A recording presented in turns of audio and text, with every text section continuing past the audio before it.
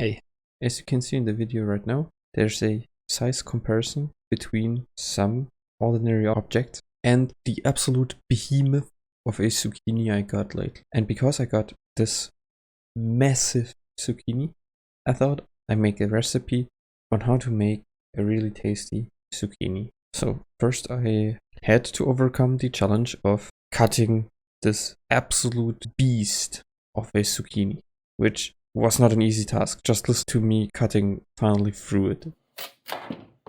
The absolute crack you can hear after I chop off the head end, crazy. This thing is really, really big. Okay, so first I had to prepare it, which was quite the task, let me tell you. First I had to sever about 1/3 of the zucchini, and then I halved the third and then started to get rid of the outer skin, because the skin of this massive zucchini was quite thick and it was really, really hard.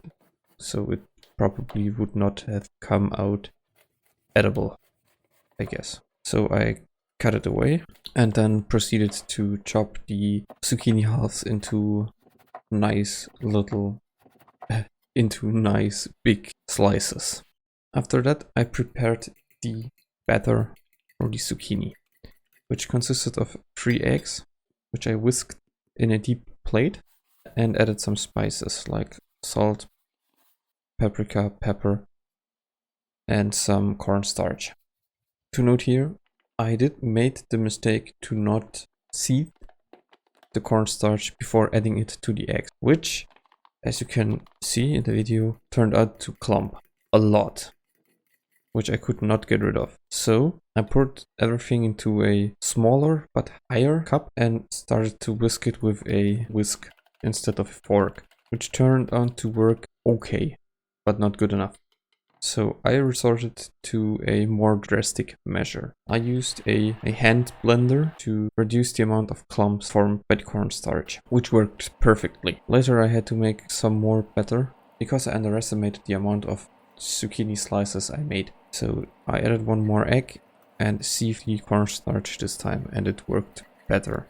It still made some clumps, but it worked a lot better. Now, with the batter prepared, you can put on a pan on the stove, heat it to medium to high heat, pour some oil in it, not too much. Wait until you've added some of the zucchini slices into the pan to adjust the amount of oil in the pan according to the amount of zucchini slices you have, so the oil does not overly cover the zucchini slices. If the oil in the pan is about half as high as the zucchini slices are thick, it's perfect. Now we've got to prepare 1 more deep plate with some basic flour. Then we just put the zucchini slices into the flour and thoroughly cover them so the batter sticks better to them. Then we add the zucchini slices to the batter, flip them once, take them out, let them drain a little bit, then add them to the pan with the hot oil. If they start immediately frying, perfect.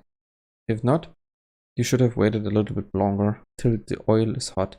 If you want to make sure you do not start too early, you can test the oil by putting something into the pan, like a toothpick or something wooden. Probably do not test it with your finger, that would be quite painful. But you can hover your hand over the pan to test it. Normally, if you can't hold your hand too long over the pan, it should be hot enough. Once you've added enough of the battered zucchini slices into the pan, you're good. You just need to wait till they get golden brown. For me, it was about 2.5 to 3 minutes for each side. But this heavily depends on the thickness of the slices of zucchini you choose to make. In my case, the slices were about 1 centimeter thick, or 1.5, which equates to about half an inch in thickness, which is quite thick for a zucchini. But it turned out really good. After about 2 or 3 minutes, you can flip them around and start frying the other side as well. After that, I took them out of the pan and put them on a plate with some paper towels on it, which will help to soak up all the remaining oil and reduce the overall oil in the zucchini batter. As you can see here, I try to get rid of as much of the crumbs in the frying pan with the oil as possible. those crumbs form from the excess batter which does not stick to the zucchini slices. Getting rid of those is, in my opinion, really important because they will start to burn in the oil and taint the flavor of the battered zucchini slices with their burnt bitterness, which on the other side made a little more mess in the kitchen than I would have liked to. And that's it. A nice and easy recipe for a battered zucchini. While the zucchinis are frying in the pan, you can start to clean up. I started with cleaning the cup I used to mix the batter and the slicing adapter for the hand blender. After that, I cleaned some other dishes as well, because as you can see in the beginning, I had a lot of zucchini slices to fry. So I started to clean other utensils in the kitchen as well, like a used pan from the day before. As I said, while the zucchini slices are still frying, you can clean up the rest of it. And when you're finished, start to clean the dishes as well. And after I was finished frying, I cleaned the pan I used as well. And after I finished cleaning all the dishes, I put them back and started to cleaning the surfaces where I used to cook, to make sure the next person to enter the kitchen can cook without having to clean up the mess I've left behind. I'm really sorry I can't show you any of the other recipes I used the zucchini for, or in which I've used the zucchini, because I forgot to record them. I'm sorry. Probably because the second recipe I tried failed horribly, which I'm not really proud of. So that's it.